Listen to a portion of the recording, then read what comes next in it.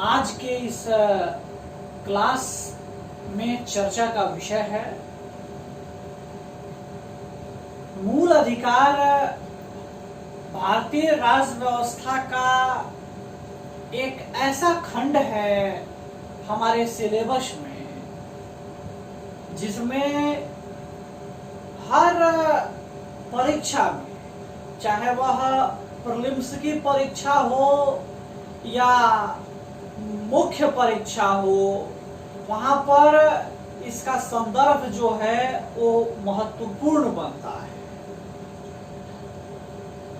जब हम मूल अधिकार विषय को चर्चा के अंतर्गत लाते हैं तो भारतीय संविधान के भाग 3 में अनुच्छेद 12 से लेके और 35 तक में इस फंडामेंटल राइट की चर्चा है। एक बड़े भाग में यह वर्णित है, बड़े भाग में इसका उल्लेख है। इस चैप्टर की शुरुआत हम लोग करें, एक एक करके आगे बढ़े इस चैप्टर में। इसके पहले हम इस चैप्टर के थोड़ी सी बैकग्राउंड को समझते हैं, थोड़ा सा इसके पृष्ठभूमि को समझते हैं कि इसका क्या इम्पोर्टेंस है। तो देखिए, जितने भी लोकतांत्रिक राष्ट्र हैं उन सभी लोकतांत्रिक राष्ट्रों में राज्य और नागरिकों के बीच एक निश्चित संबंध होते हैं और अधिकार जो राज्य के द्वारा नागरिकों को प्रदत्त हैं, जो संविधान के द्वारा नागरिकों को प्रदत्त हैं, वे अधिकार नागरिकों के लिए एक परिस्थिति का निर्माण करते हैं, एक परिवेश का निर्माण करते हैं जिस परिवेश या परिस्थिति में नागरिक अपने सर्वोत्तम का निर्माण करता है। अर्थात एक नागरिक के उसके समुचित विकास के लिए जो आवश्यक परिस्थिति होती है, उस आवश्यक परिस्थिति का निर्माण अधिकार से होता है और मूल अधिकार उसमें कुछ विशेष का निर्माण करता है। तो इस व्यवस्था को जब आप समझते हैं तो देखिए, सबसे पहले अमेरिका में एक व्यवस्था आई थी जिसको कहते थे हम लोग बिल ऑफ राइट्स, है ना। वहीं से इसके बैकग्राउंड को देखा जा सकता है और इसी के बदौलत अमेरिका में भी फंडामेंटल राइट को एक्सेप्ट किया गया। और चूंकि आप जानते हो कि अमेरिकी संविधान या अमेरिकी कॉन्स्टिट्यूशन दुनिया का पहला रिटन कॉन्स्टिट्यूशन है और उस रिटन फॉर्म में पहली बार फंडामेंटल राइट को जगह दिया गया अमेरिकी कॉन्स्टिट्यूशन में। जब भारतीय संविधान का निर्माण किया जा रहा था तो उस दौरान भी भारत ने इस फंडामेंटल राइट की जो अवधारणा थी, इस अवधारणा को अमेरिका से ही ग्रहण किया, अमेरिका से ही लिया। लेकिन यहाँ ध्यान देने योग्य बात है कि अमेरिकी संविधान में जितने नागरिकों को मूल अधिकार प्रदत्त हैं उससे बहुत अधिक, बहुत ज्यादा मात्रा में भारतीय संविधान में नागरिकों को मूल अधिकार प्रदत्त हैं। और इसी कारण से चूंकि भाग 3 में एक साथ नागरिकों को कई सारे अधिकार दिए जाते हैं, इसलिए भारतीय संविधान के भाग 3 को भारतीय संविधान का मैग्ना कार्टा कहा जाता है ना।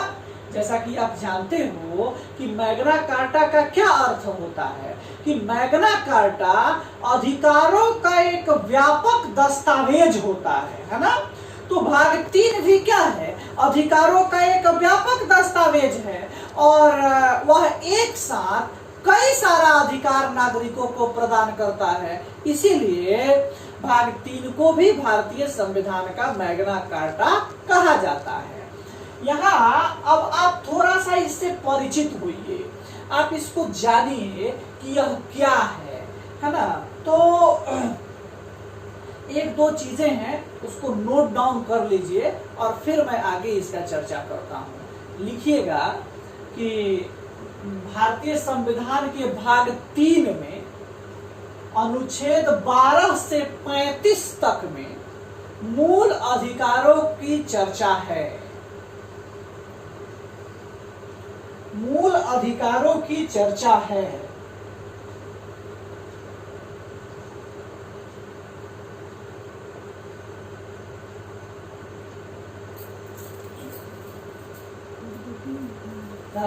नीचे लिखिएगा अगला पॉइंट कि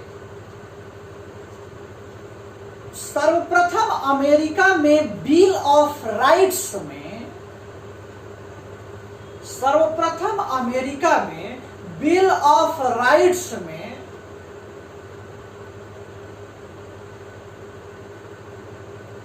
इसकी उपस्थिति देखी जा सकती है। इसकी उपस्थिति देखी जा सकती है।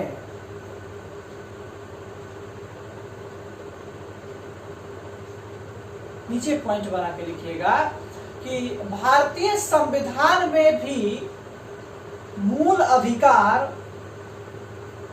भारतीय संविधान में भी मूल अधिकार अमेरिकी संविधान से ही प्रेरित था। या प्रेरित है ही, ज्यादा अच्छा, प्रेरित है। नेक्स्ट,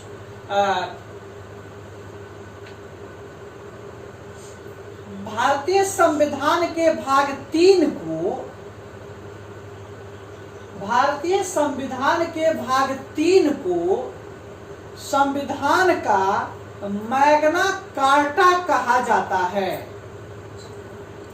मैग्ना कार्टा कहा जाता है।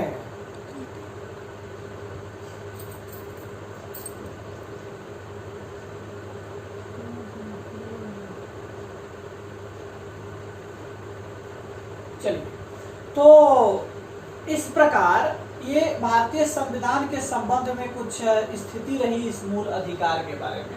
अब एक बात आप समझिए, सबसे पहली चीज, इस अधिकार का क्या अर्थ है, अधिकार का क्या मीनिंग है, इसका क्या अर्थ है, किसको कहते हैं अधिकार, राइट्स का क्या मतलब होता है।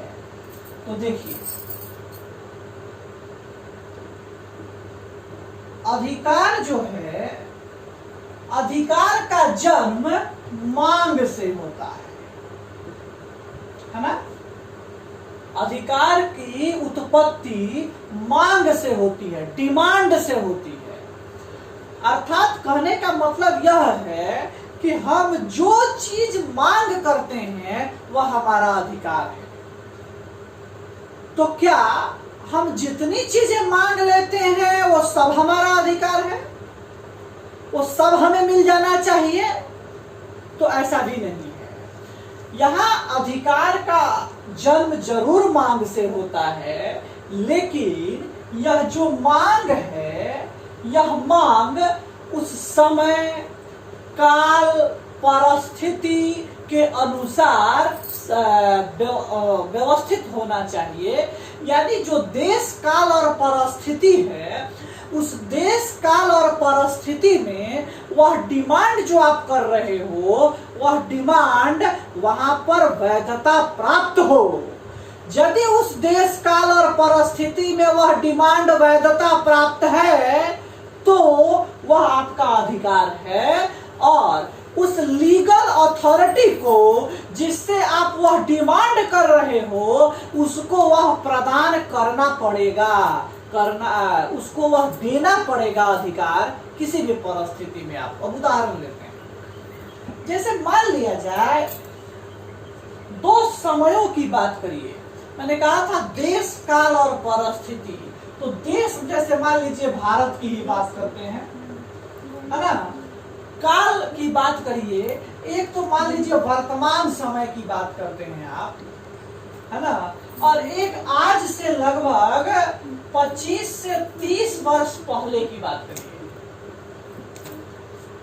एक वर्तमान समय की बात है, और एक आज से लगभग 25 to 30 इयर्स एगो क्या स्थिति थी हमारे समाज में, और क्या आज जिन चीजों को वैधता मिली है क्या उस समय भी वह वैधता प्राप्त था क्या, उसको भी थोड़ा समझिएगा।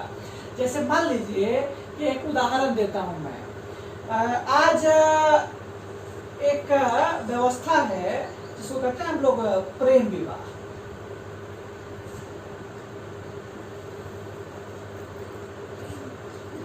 है ना, आज लगभग समाज में इसको वैधता मिली हुई है, लगभग नियर अबाउट आज की समाज में इसकी स्वीकृति इस समय की अपेक्षा बहुत बढ़ गई है। और आज यही कारण है कि लोग कोर्ट में जाके सरकारों से, प्रशासन से अपने इन अधिकार की मांग करते हैं, और प्रशासन उनको उन चीजों को प्राप्त करा देता है, वो उनकी सहायता कर देता है। लेकिन ये उस समय आज से 25 से 30 वर्ष पहले इसको वैलिडिटी प्राप्त नहीं थी, इसको वैधता जो है वो प्राप्त नहीं था। इसके अतिरिक्त देखिए, जैसे आज है इंटरनेट। आज क्या कहा जाता है कि भाई इंटरनेट जो है वो आज के समय में काफी महत्वपूर्ण चीज है, और ऐसा कहिए कि आज वो आपकी अभिव्यक्ति की आजादी से जोड़ के उसको देखा जाता है। तो जब अभिव्यक्ति की आजादी से इसको जोड़ के देखा जा रहा है इंटरनेट को, क्या यह उस समय भी देखा जा रहा था क्या? उस समय उसको वैधता थी क्या?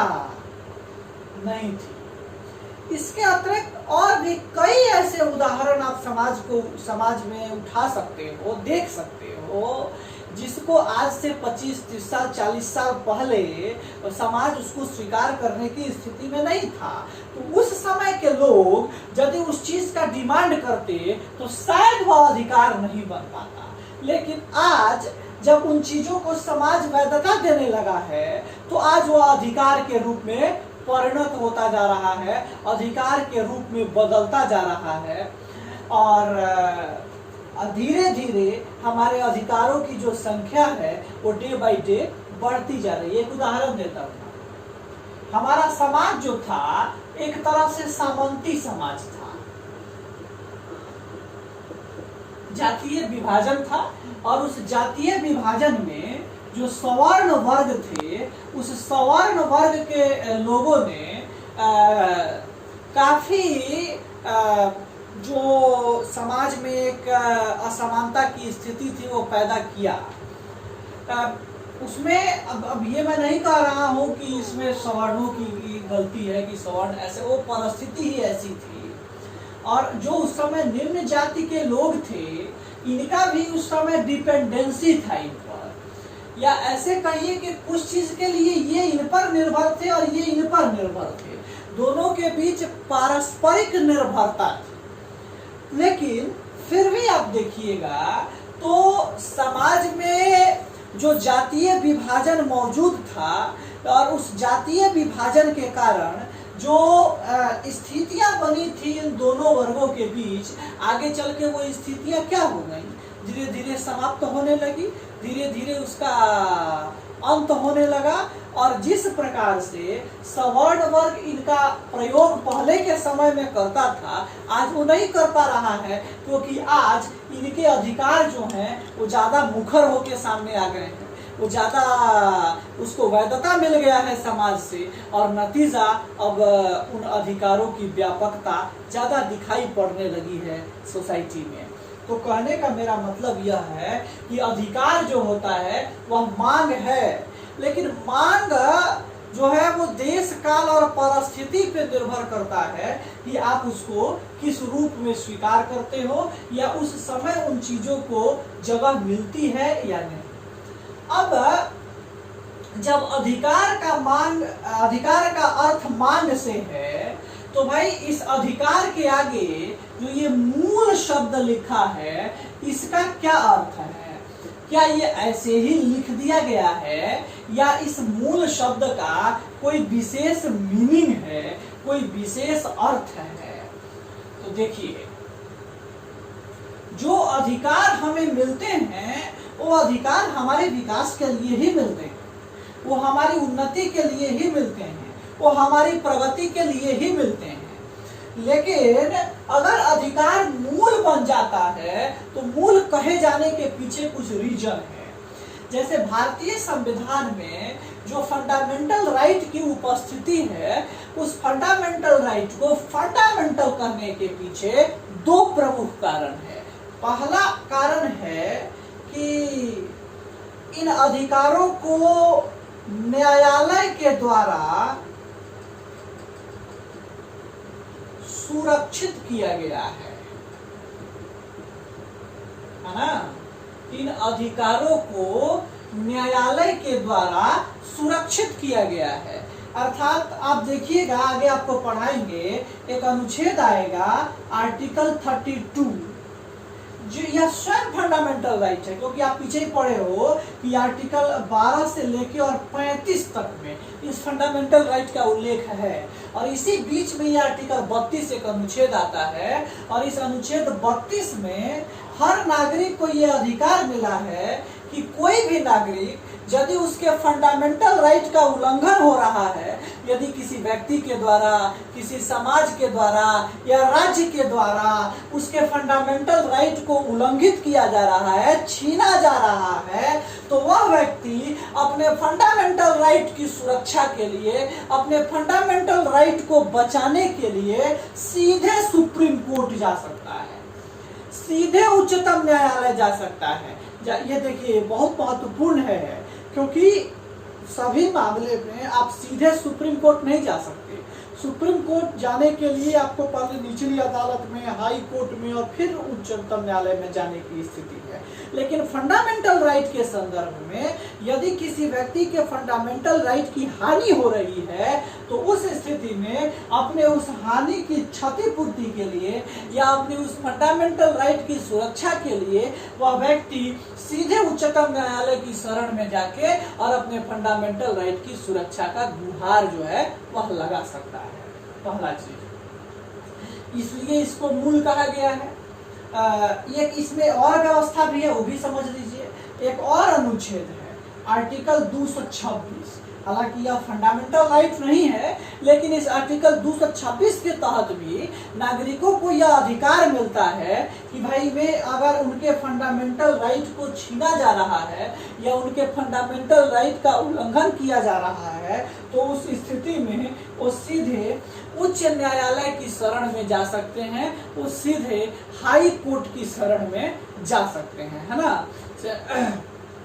तो देखिए, दोनों जगह जाने की व्यवस्था मौजूद है, और इस प्रकार से इसके माध्यम से यह स्थापित किया गया है कि आपके फंडामेंटल राइट को किसी भी परिस्थिति में उल्लंघित न किया जाए, या आपके फंडामेंटल राइट का हनन किसी भी परिस्थिति में ना हो, है ना? चलिए, तो ये प्रमुख कारण है, और ये प्रमुख पहला कारण है जिसके वजह से इन अधिकारों को मूल कहा जाता है, इन अधिकारों को फंडामेंटल कहा जाता है ना? एक दूसरा प्रमुख कारण जिसके वजह से इन अधिकारों को हम फंडामेंटल कहते हैं, और यह दूसरा प्रमुख कारण है कि इन अधिकारों से जिन व्यक्ति को यह अधिकार मिल रहा है, वह व्यक्ति का सर्वांगीण विकास होता है ना? सर्वांगीण विकास का मतलब है कि व्यक्ति का राजनीतिक, सामाजिक, आर्थिक, सांस्कृतिक, नैतिक, चारित्रिक,